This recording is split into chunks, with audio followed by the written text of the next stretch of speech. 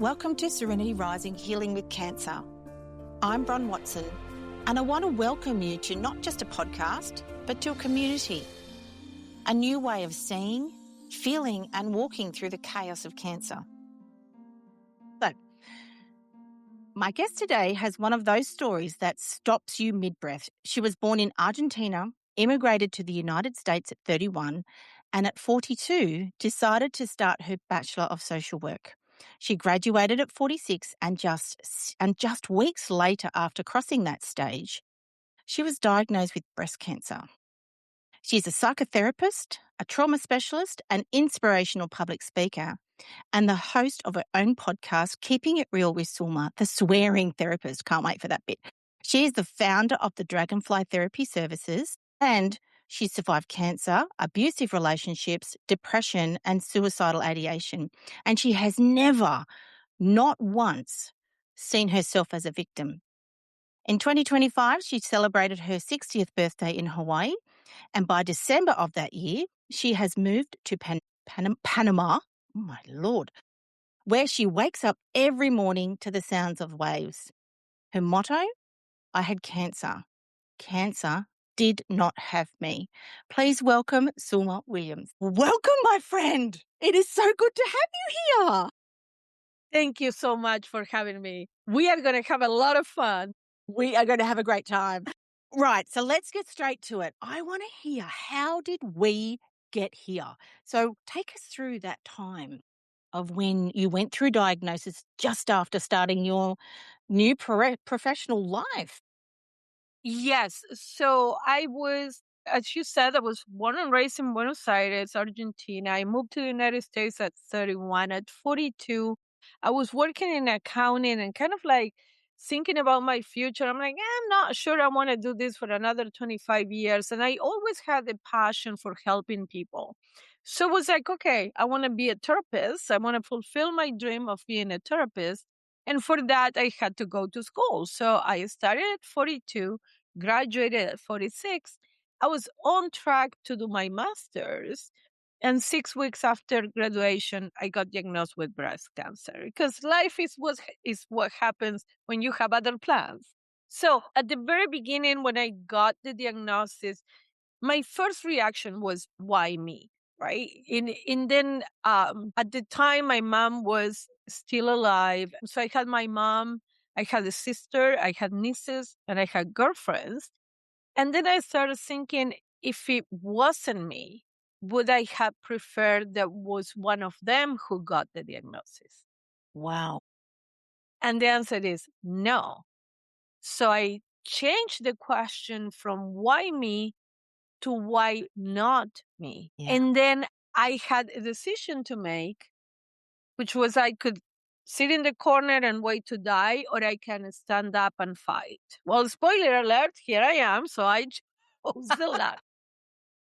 Oh, that's Changing the question from why me to why not me move me away from the victim mentality. Because when we start like, oh, why me? Why not you? I'm so passionate, my earpiece fell off. Why not you? Why are you so fucking special that you shouldn't have this diagnosis? And if you have children, I invite you to kind of like put it on your children. If I didn't have the diagnosis, well, I prefer that my daughter or my son had the diagnosis. And that's going to change your perspective immediately. And then you have a decision to make. So I took care of my health. I moved back to Argentina, actually, to be close to my family. And then I was like, no, I want to celebrate my 50th birthday back in the US. I used to live in Las Vegas at the time of the diagnosis. So I was like, okay, I want to go back to Las Vegas. And I, out of nowhere, I got an email on my personal email from the university saying like, hey, we have the master program, the advanced master program back. Do you want to enroll? Yes, I do want to enroll. So I moved back to Las Vegas. I celebrated my 50th birthday and I started my master's. And that's why my motto is I had cancer. Cancer didn't have me because I didn't allow cancer to define me and my future. right? If Yeah. anything, cancer came to show me how bad I wanted to be a therapist. Because nobody would have blamed me if I was like, oh no, I'm not going to do my master's. I go back to accounting. I had Wow. cancer. Okay, I had cancer. Cancer didn't have me. And that can be applied to any challenge anybody is facing, Yeah. right? Because it doesn't have to be a diagnosis. And if we think back to our own lives, this is not being a Pollyanna, oh my God, you're going to be okay. Like, no, No. this is you looking back at your own life and really account for all the shit that you've been through, and that shit could not take you out. Why is this particular challenge any different than all the other challenges you already overcame? Yeah. I love that. Wow. So cool. Because I consciously made sure I used the words back in the day, the cancer, because it's not my cancer. Like, it grew in me. I didn't grow in it. So I love that. So take me back to when you said you have choices and you chose to stand, because everybody who's living through cancer comes to that crossroad, which is you can either have the cancer or my cancer. Tell me about that time. What was running through your brain? So when I moved back, so I had surgery and radiation in the United States. And then when I moved back to Argentina, I went to hospital specialized in cancer over there. And they came up with this treatment that implied chemo. And I said, what is the percentage? And they were like 50-50. I said, no, you had to do better than that. And by no Mhm. means this is medical advice for our No, listeners. Like, yeah, you we don't had do to medical do advice here. what is best for you. I'm just talking about my own experience. Correct. And I was like, no, you got to do better than that, because I'm not going to poison my entire body just in case that one cancer cell got missed. And it's like, you got to give me 80-20, not Yeah. 50-50. So it was a huge nightmare. In my oncologist, she is a woman, and she told me if it was me, I will do it. And I said, with all due respect, doctor, it is not you. This is Right. my body. So when Mm. you have a diagnosis, and I hope you don't, then you make the best decision for you. So I told them, like, going to Argentina from the United States, I told them, like, hey, I sign you whatever you like. I'm not going to sue you if the cancer comes back. This decision is based on research that I have done, and I need a better percentage for me to take that risk. So I met with the attorneys, and like it was a nightmare because Wow, it was I was that significant. yes, because I was risking not being accepted as a patient because I was not following the Their hospital protocol. protocol, Yeah. right?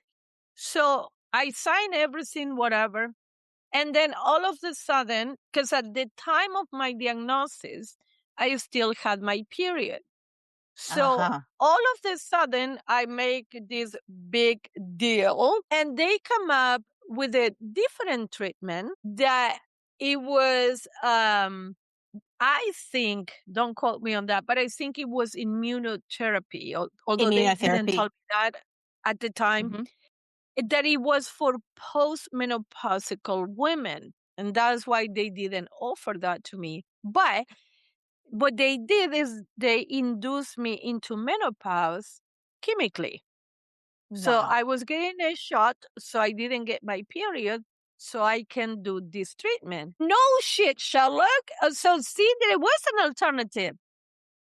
But if I Wow. didn't advocate for myself, I would have done the chemo because that's the cookie cutter. Approach. Yeah. I call that, and I'm very, very passionate about being the CEO of your ecosystem, which means who's on your committee helping make and drive the decisions. And there's actually research out there, Selma, which actually tells and talks about percentages of patients who there are those who there's 20% who go, well, I knew this was going to happen, and then just throw up their hands, and then the cancer does its thing. Then there's 60% of the middle, which I call passive bystanders. They just get on the wheels. They get on that cycle that we go through with treatment and just let it happen. And then there's 20%, this based on evidence, guys, 20% who go, hang on a minute. And I'm not saying we all have to read that's being in that CEO of your 20%, right? so am I. But it's not defying medicine, people. It's not having to go and do a PhD to learn how to read the scientific articles, because I know you look, but you're not a scientist unless you know a scientist. And that's the thing. Who's on your committee to help you make the best decision for you? Because when you're an active participant, which is exactly what you're talking about, it doesn't matter the outcome.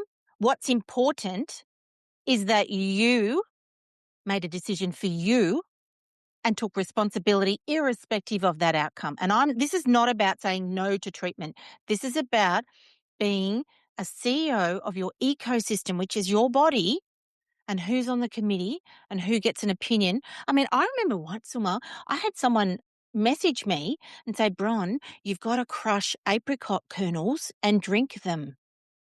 That'll cure cancer. Guess what? It's called arsenic. Just saying. So, Right. So it's not fun. It's funny. So what I'm saying is, who's on your committee? So I love the fact that you innately did that. I love that. Welcome to the club, my friend. Yes, and I became club because I am the CEO, and I became an active participant of my medical team, because you know about cancer, but this is my body. So we Yes. had to work together. You are not in charge. We are a team. Right. So my oncologist, so then when I moved back to the United States, I continue my treatment, and I love my oncologist. He is a sweet, sweet soul that he will inform me of why he is suggesting this. One time I remember that he ordered an MRI. I'm not in the United States anymore, so I think I can say this. And he said, don't read the referral because I need to word it a certain way Yes. for the insurance to approve it, right? Like, so if he knew I was going to read it, and on that referral, it said, like, if I didn't get the MRI, I was probably going to die. Crazy, right? Like, but it got fucking approved, which is what I needed, right? So, yes. so this, I ask questions. I inform myself.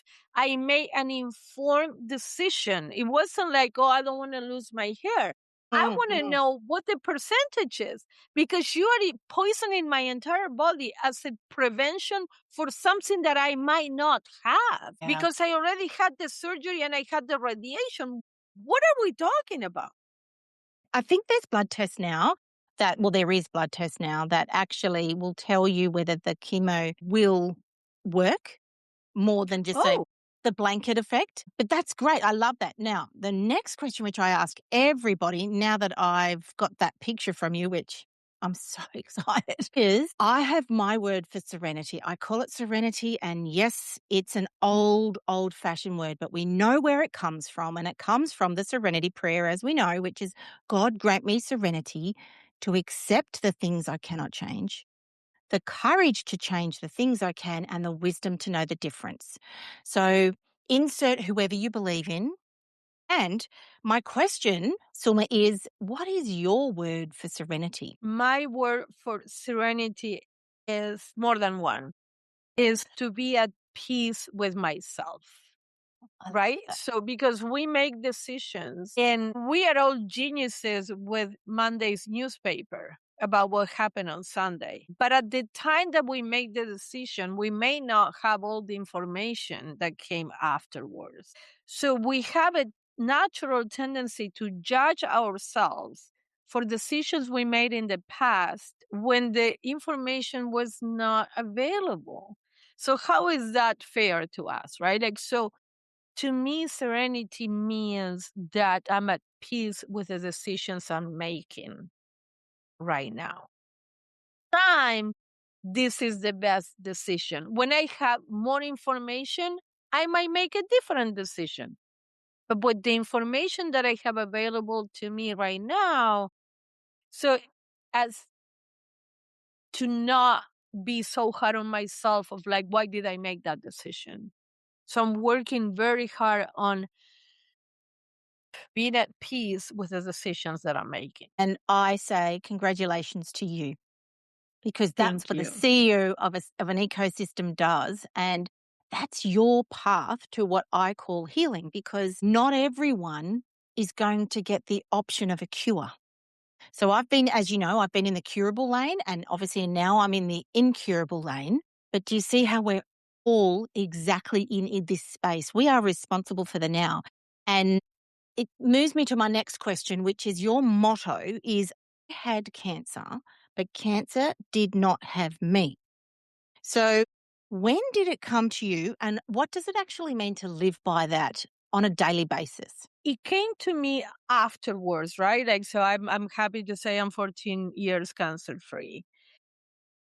But looking back, um, it was like, oh, wait a minute. Like, I had cancer, but I still went for my master's and I still did my internship and I still became a therapist and I still moved to Panama and blah, blah, blah, blah, blah, blah.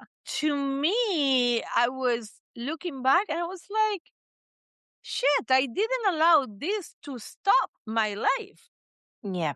It didn't stop me from achieving my goals, it only delayed me. So that's why I said, like, it came to show me how bad I wanted to be a therapist, because nobody would have blamed me if I went back to accounting, right? Yeah. Applying this in my everyday life means that when I'm being upset about some stupid shit, because I'm human and life continues to happen, and then I'm like, bitch, you survived cancer. Yeah.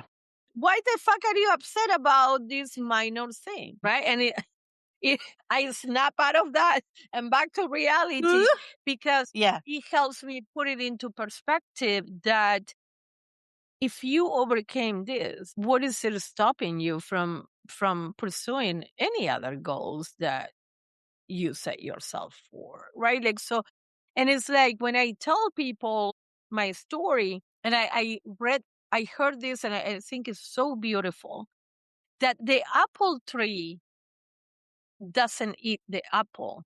The apple is for us. And I think that our challenges are for us to process them and transform them to inspire others. Yeah. So I'm not eating my apple. This cancer wasn't for me. It was for me to process it and inspire others. So if we take it from that perspective, it's like there is a reason for this. Yeah. And sometimes, because I did it myself, and I know a lot of people do, they look for the why. And why leads to blame and shame. Like, why me? And you said, why not me, is a completely different reframe.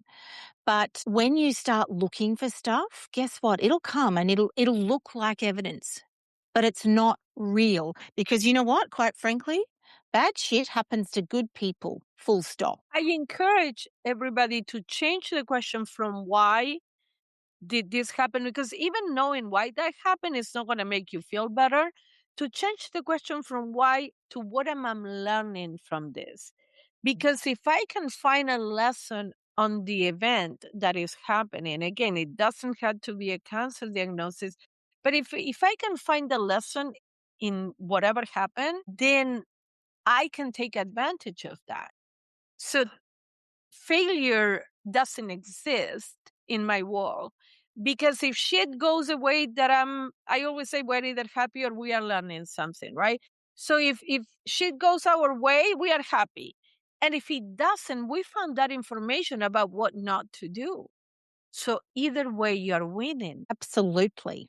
And, now that you are a therapist, I mean, not only that, you did your master's, you've obviously traversed years of growth in your professional career, in your use. What has, and you specialize in trauma, anxiety, and depression, and you've actually lived Yes. all three. Would that be right? Yes, So, absolutely. how does having seen it on the inside help you hold space for your clients? Because obviously, that's as a therapist. Tell me about that part of your professional world where you've got this personal experience and now a professional experience of a decade. Tell us about that. So, having lived through all three of those helps me to remain neutral about your experience, right? Like, trauma is so subjective because what is traumatic to me might not be traumatic to you. And the event is the same. But it's like, who am I to judge that you shouldn't be traumatized by this? Or why are you anxious about that? Or why are you depressed? Mm, What? So we have a tendency to judge ourselves. We are our worst enemies most of the time. So what it allows me to do is to provide a different perspective to my clients. So I think that my job as a therapist is to provide a different vision, because when you are in the picture, you cannot see the picture, right? yes. I'm Yep. sitting here, you are telling me whatever shit, and I'm giving you a different perspective. I'm So, giving you a different perspective based on what you are telling me, because, like, I don't know, yeah, I love that. right? So tell me about, like, after the second diagnosis, I did get professional help, obviously, because it was a prognosis. It wasn't just a diagnosis, meaning that it was, okay, Bron, it's an exit stage left for you in a certain amount of years. So I did get therapy, and I'm so grateful I did, because that is exactly what my therapist did, which was, and I was expecting, like she was going to teach, all the things, but she was just literally like a sounding board. So, for our listeners who are experiencing stuff, whether it be early stage, whether it be in the middle of it all, or whether that's, because I think the bit that gets forgotten the most is when you're finished active treatment and everyone goes, whew, I'm glad that's over. It's not over. Is it ever over? I don't think so. So tell me about, in that space, what's some advice you could give our listeners who are going through those various stages, and which one do you think needs the highlight? So I think we all need therapy, independently of if you have a diagnosis, a prognosis, or no, or not. Because again, when you are in the picture, you cannot see the picture. So you need that neutral person to help you with a perspective. I love that. So when people, my clients, there is this misconception about therapy that I'm going to give you answers. I barely Mhm. know what the fuck to do with my own life, let alone tell you what to do with yours. Like, we are going to find the answers together. That is Don't, therapy. Oh, sorry. because you are the expert in your own life. So who am I to say, like, oh no, Bron, you do this, you do, but I will help you find your own answers. So I'm sure that your therapist was like asking questions so that you can get your own answers, but not say that, "Oh, you do this or you do that." Excuse me, I'm not your mom to tell you what to do, Yeah. right? Like, so it's like, well, what Yes. should I do? What the fuck do I know? Like, but we are going to find together. We're going to find that together, because if I tell you what to do, so let's say that you want to hang that beautiful picture that you have behind you, and I do it for you, right? Like, and then the next time you need to hang a picture, you're going to need. Yeah, right. Instead, I show you what a hammer is, what nails are, and how to do it. But you had to pick up the hammer, the nail, and you had to do it yourself. Because next time you need to hang a picture, you already have the tools, you know how to use them, and you can do it yourself. My goal for you when you come into my therapy session to do therapy with me is to get the fuck out of to get you the fuck out of here, because that means that you got the tools and you go and do it. I do have some long-term clients which are in more the maintenance stage. But at the beginning, when we are talking about anxiety, when we are talking about trauma, when we are talking about this and about that, it's like for you to find your own answers. So you don't need my ass the next time that a question comes up. you have the tools and you can apply them. So it's like this independence thing I'm looking for you, not your depend. Oh, something happened. Let me call Zulma. Like, no, something happened and you have the tools to affront that. Now, of course, again, like life happens all the time. That's why we should all go to therapy. Like I have my own therapist. When I tell my clients, oh, my therapist said, they're like, oh, you go to therapy? I'm like, bitch, I'm a fucking human. Of course I go to therapy. You talk about me. The last thing I talk to my therapist about is your ass. Well, you Right? are human. I mean, this is the thing.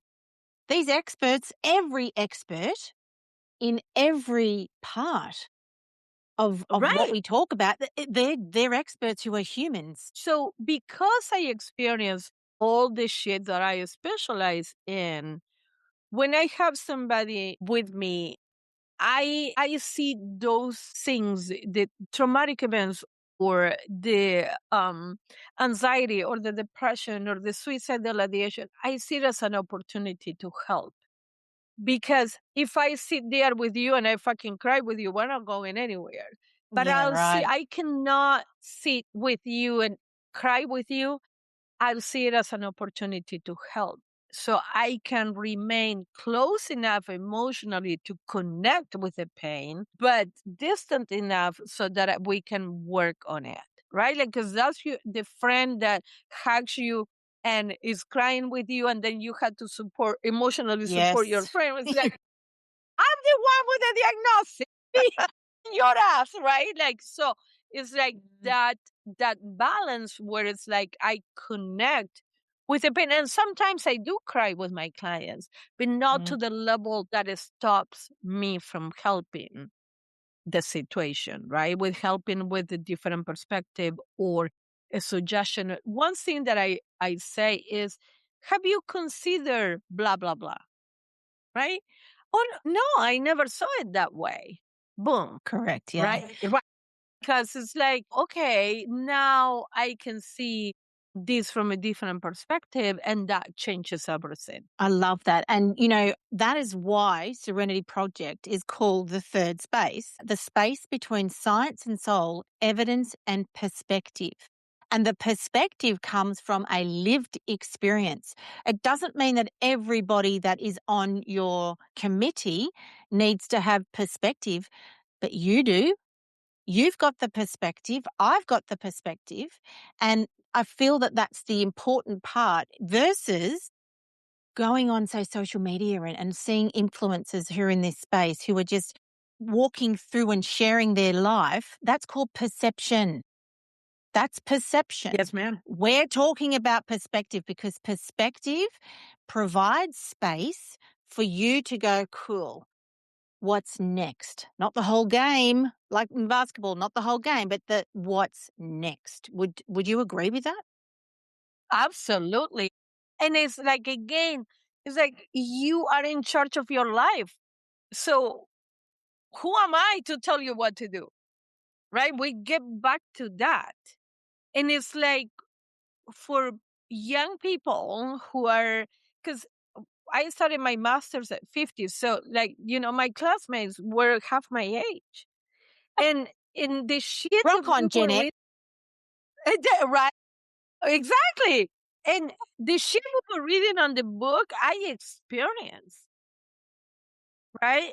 Oh, let me check chapter 7, paragraph 4 about trauma. Like, no, I was an immigrant myself. I had cancer. I had suicidal ideation. I have abusive relationships. Like, so it's like, okay. It's like, your experience is not going to be the same like mine, but it's not like I have no fucking clue what you're talking about, right? Because I can adapt my experience to what you're saying, right? And it's like, okay, I'll see the pattern, right? And I will communicate that to you. But what's happening with a lot of inexperienced professionals because they are so young is like because you haven't fucking lived enough. It's not that you are wrong, but it's like the book only takes you so far. You Then know, it's Yeah, you go. Yep, you go. your life experience that is like, okay, I'm offering this different perspective. Yeah, and what came up, and that's why I'm sorry for interrupting you, was I remember, so this is after the second diagnosis. I'm sitting at the Cancer Institute and they said, I think, Bron, you need to see a social worker. Okay, had this social worker. Cool, great, come in. And I could see in the social worker that she wasn't listening to me because I could see that she was already formulating her answers in her brain, chapter 7, paragraph 4, and literally talking to me like a textbook.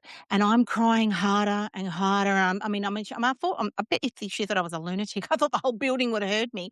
But I was crying because I did not feel listened to.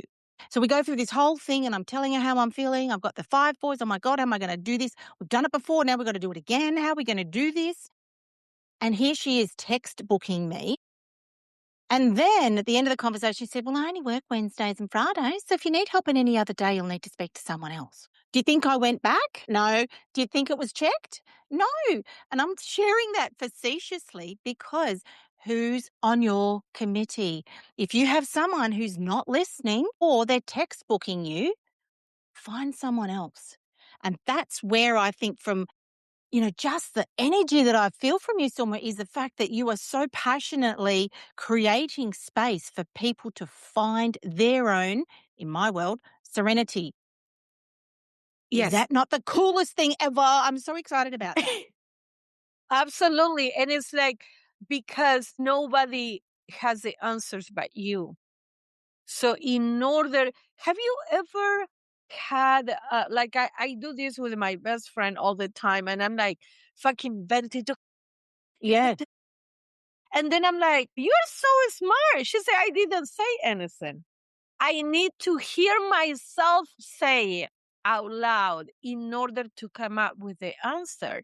And that's what I'm providing my clients with. Instead of telling you like, no, Bron, you do this and you do that. It's like, I want you to hear yourself because you have the answers. So I was reflecting and you keep saying my diagnosis and my prognosis. You are the living person of my motto because look at you. You had cancer. Cancer is not having you because you could have given up with the second diagnosis. Like, yeah, you know what? Fuck this. I'm not going to do it. And here you are inspiring others, creating the podcast, reaching out and telling people like this shit cannot own you, doesn't have to own you. So thank you for doing this because you are like, you are fucking asked me what that meant. Like you told me what my motto means because you are living proof of my motto. Well, it's just like the thing is, I'm this, and I think it's just in taking that step, like someone listening might go, oh, well, what's the next step, Bron? Because everyone wants the to-do. I always, because I'm so visual. Here's the to-do list right down my arm. Everyone wants the to-do list. But what if there is not a to-do list because you don't literally know what's coming, which is where for me, I name the emotion of what's going on. And when they name it, psychologically, as you know, the research tells us we create space. And in my world, I look at control the controllables. What is controllable? Most of the time for me, I can't talk for anyone else, I can't control it. I can't control what the hell's going on in my bone marrow. I can do the best I can, but can I control it? The answer is no. And then that provides me space. And it's all about the space. What you're talking about here is creating a space where we can pause, we can reflect, we can then respond. Because I tell you what, guys, you'll know in your gut if you slow down enough to listen. And that's what space you're providing. Like, oh my God, you're a soul sister. We are soul sisters and we've only just met. Tell me about now then is you're now living in Panama, which is a very long way from Port Macquarie, I can tell you. This is Friday. Welcome to Friday. And I'm on Thursday. I'm in the In past. your You're in the Thursday? future. Are you still Are you still working? Like, tell me where you're at right now. I am on the beach, actually. So when I celebrated my 60th birthday on the beach in Hawaii, because Las Vegas is a desert. So Yes. I was like, it started getting so hot.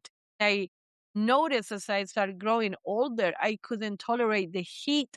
As I moved to Vegas in 1999, and I moved out of Vegas in 2025. So I pay my fucking dues, okay? With You've done your the dues, but and yes, it's bloody hot in the middle of winter, let alone right in the think what middle of summer's like. right.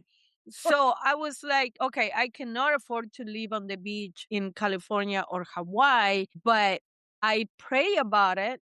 And the answer was Panama. So my question to God, I do believe in God, was where does my soul needs to be Oh, to flourish? And I went to bed, and it was actually an Australian lady that I had a podcast. I was a guest for her, and she's an intuitive healer. And she suggested this, right? Because she said, your wow. guys keep saying, like, what are you doing in the desert? You need to live by the water. And I'm like, yeah, okay, where is my fucking sugar daddy to so I can afford Where living is in it? the water, right? Like, so she said, ask, the universe, but I asked God because I do believe in God. That's And she right. That's said, and exactly then right. go to bed, and then tomorrow morning, just wait for the answer. Like, don't rush out of bed. The answer is going to come to you. So I did that. And then the next morning, it was so clear, like black writing on a white wall. It was Panama. And I was like, Panama? Like, where the fuck is that coming from? Because I was thinking Mexico, what up? You want the resorts in Mexico, but you're off to Panama. So my best friend's sister had moved to Panama a couple of years prior. So I reached out to her and say, hey, are you available to talk this weekend? And she was. So we talked, and I said, I'm thinking of moving to Panama. And she was like, oh, yeah, I love it. So she started saying all the great things about Panama. So I started doing my research, and everything started falling into place. Because when you are aligned, right? So I 100%. I had my house I was renting, and I still had another year of my lease. So I contact the property manager, and I'm like, how can I get out of my lease? So I pay the penalty. I found a person to take over my lease. And then everything started boom, boom, boom. And then I found an apartment on the beach. Like, it's like I look out the window, not right now because it's dark, because it's the evening, but I look out the window and I see the ocean, and I go down, and it has an entrance to a private beach. Because the other thing was that I didn't want to live by the ocean. I wanted to be able to get in the ocean, because there are a lot of places here in Panama that you cannot swim in the ocean because it's dangerous, or it's like too Mm. rocky or whatever. So I found a place where, and I'm talking to the realtor. I'm like, can I swim in there? Because I never been to Panama before. Wow. And, No, keep going. Tell me. and she said, oh, yeah, you can, you're going to love it, blah, blah, blah. So I was like, okay. And people were asking me, like, oh, have you been to Panama? I'm like, no. So I came with 5 pieces of luggage, because that's what the airline allowed. So I put my 6 decades in 6 pieces of luggage. Wow. And I still have one to bring, because I can only fly with 5. But then I came here 5 months ago. And it's like every time, like, so I have a client who cancels. I put my bathing suit and I go to the water, and then I come back up and I see my next client. Like, if I get stressed out, I'm like, bitch, what are you doing in your apartment? Go to the water. Because I love being in the water.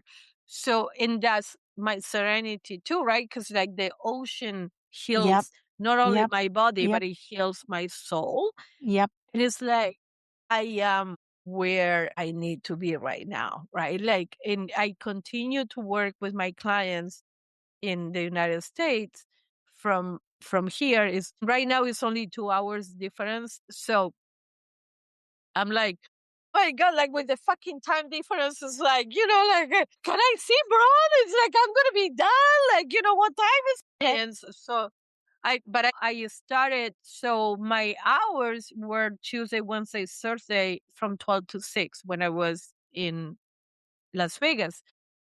And here with the time difference, my hours are 10 to 3. So the reason why I picked Tuesday, Wednesday, Thursday, because that was giving me a 4-day weekend every week, so I don't get burned out. When I moved here, I was like, every day is fucking Sunday. So I open Sundays for my clients who work during the week, because 10 to 3 is like, bitch, I fucking work. I cannot see you, right? Like within those hours. So I opened Sunday and it was a hit. People were like, yes, I want Sunday. I want Sunday. I'm like, all right. Because every day is Sunday for me. Oh my gosh, this is the best story ever. And you know what? I have this saying. I was just going to say, I have this saying, and it's, I know I will. I just don't know how. And that is what, when you're living in Serenity now, so what you're doing, exactly that. When you let go of trying to control it all and you just know you will, you don't know how. I call them miracles. Miracles happen. Yes. Absolutely. And this is not to say that it was a walk in the park. Like Oh, I no, had my I understand moments that. of, it's a big transition. I lived 31 years in Argentina, 30 years in America. And here I am in a different culture, in a different country. But I'm like, you know what? I wanted to live and enjoy the ocean now, not when I'm 85 and I may not be able to walk into the water. I want to Yeah. be able to enjoy it now. So if not now, when, right? So it's like every opportunity I get, I put my bathing suit and I go down to the water, because there are people who cannot do that. Yeah. So to honor them and to be grateful for what I have, which is like, and I celebrate my birthdays big time, because there are people who didn't make it to 60. Yeah. There are people who don't make it to 5. There are people who don't make it. So when people are like, no, I don't celebrate my birthdays because it's like, I don't want to grow older. What is the fucking alternative? That you're dead? Hang on a minute. By not celebrating your birthday, which is your day of birth, once your mum might really want you to celebrate it too. It's so important, because the gratitude of doing another lap around this earth, it is not expected. Like tomorrow is guaranteed to no one. I love it. Celebrate Exactly. the heck. I'm going to Disneyland in Japan for my birthday in June. 14. My birthday. Mine is 29. Like, I'm 2 weeks after you. There you go. I'm going to Japan for my birthday. Yes. Because, well, we're going to, anyway, long story, but I'm going to Disneyland. Why? Because I love Disneyland. It is, and the theme song in Japan is called Reach for the Stars, which is obviously logo, stars. It's Reach for the Stars. If you go and look at Japan, go and look at the theme song for the Disneyland in Japan and go and look at the lyrics. It is the best thing ever. And I sit there and I allow it to just come and hit me, and I'm so grateful. So to me, this is how you end up at Disneyland in Japan. I don't know how that happened, or how you end up living in Panama doing your dream thing, which is feeling the ocean on your body. I mean, I remember when I was going through chemo, because I live near the beach. I would walk because I wanted Mother Earth to literally take the toxic part of chemo out of me. So people go, oh my God, it's also toxic. It's meant to be toxic, people, but the gratitude. We have to thank the scientists. I sit there when I'm having infusions. I thank you, scientists, for squirreling away in your research labs for years to give me more years with my boys. Thank you. Even though I know I'm about to cop an absolute flogging within the side effects of the treatment. So well done, you. Congratulations, you. You are living serenity now every day. And yay, I just am so excited to hear that. Thank you.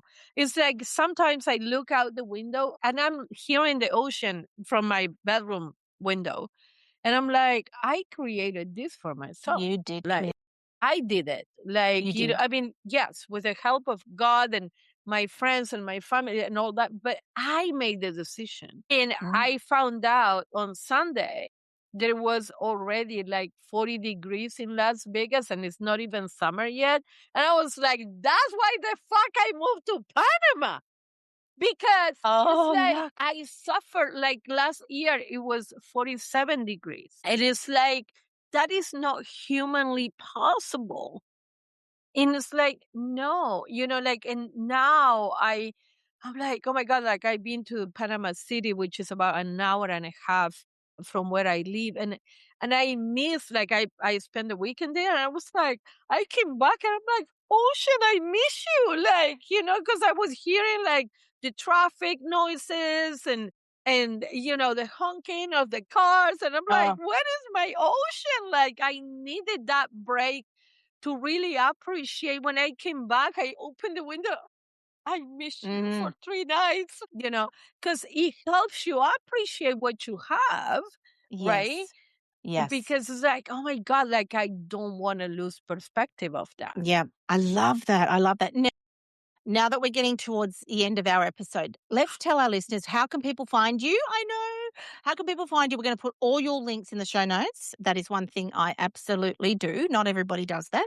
So tell me, where can people get it? So my website is dragonflytherapyservices.net, and all my social media is linked in there. My podcast is in there too. But my Instagram is the Swearing Therapist. And I have videos where I talk about mental health or certain shit about my life or whatever. Like, so check it out. I love it. All right. Now, my very last question, as I did warn you, which is this I one don't want this to end.